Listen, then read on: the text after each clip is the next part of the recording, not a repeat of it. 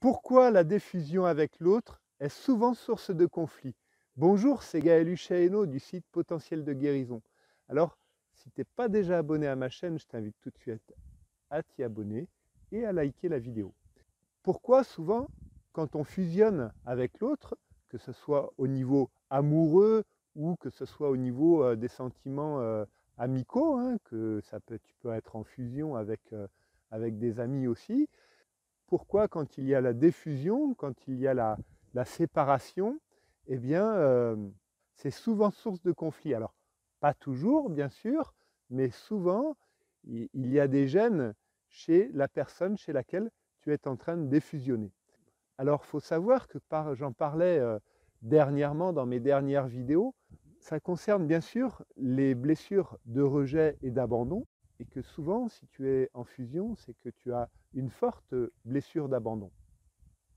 Donc, qu'est-ce que tu cherches à faire? C'est que le masque principal, on va dire, de cette blessure, c'est le dépendant. Et quand tu es en fusion, quelque part, tu es dépendant de quelqu'un. Donc, que ce soit dépendant de ton partenaire amoureux, tu peux vivre une relation amicale sans être dépendant. Tu peux aussi vivre une relation amoureuse et amicale tout en fusionnant avec ton ami. Alors, qu'est-ce qui se passe? C'est qu'au bout d'un moment, vu que ça concerne deux personnes, il y en a une qui évolue et l'autre qui reste, qui veut garder quelque part ce pouvoir qu'il a sur toi, parce que quand on est en fusion, c'est toujours qu'il y a un rapport de pouvoir dans un sens et dans l'autre dans cette relation. Donc on va dire que ce n'est pas une relation extrêmement équilibrée, extrêmement belle, extrêmement sereine, puisque les relations de pouvoir ne sont pas forcément les relations les plus appréciables, on va dire. Voilà. Donc qu'est-ce qui se passe? C'est que quand il y en a un des deux qui évolue intérieurement, qui change, qui devient quelqu'un d'autre, qui se libère et qui n'a plus envie de fusionner, qui n'a plus envie d'être dépendant, parce que s'il y a la fusion, c'est que les deux personnes portent le masque du dépendant, donc qui est lié à la blessure d'abandon. Hein. Si tu veux, ce qui est important, c'est que à ce moment-là, quand il y en a une des deux qui va évoluer, qui va grandir, qui va continuer son chemin, elle va commencer à prendre de la distance. Pas forcément au niveau matériel, mais ne serait-ce qu'énergétiquement. Et l'autre personne en face va se dire, elle va se sentir abandonnée, terriblement abandonnée, et elle ne va pas supporter. Et pour reprendre le pouvoir sur elle, eh bien, elle va lui faire quelque part une scène où elle va essayer de lui descendre son énergie en lui faisant des reproches. Voilà.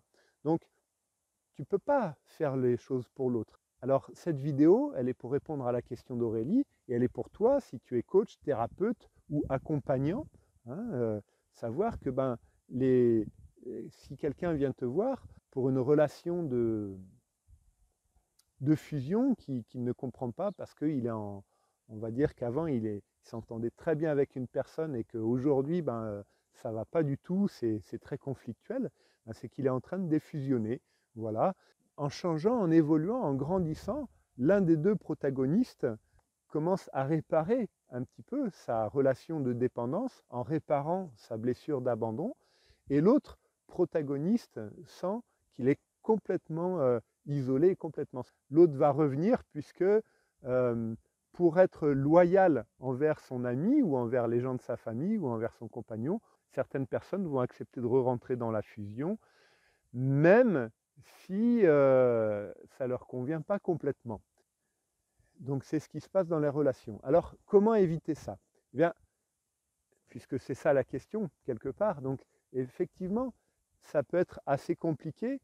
Tu ne pourras pas faire le travail pour l'autre, mais tu pourras faire le travail pour toi, parce que les relations fusionnelles, quand je dis fusionnelles, je ne vais pas trop rentrer dans les détails énergétiques, parce que il y en aurait pour très longtemps.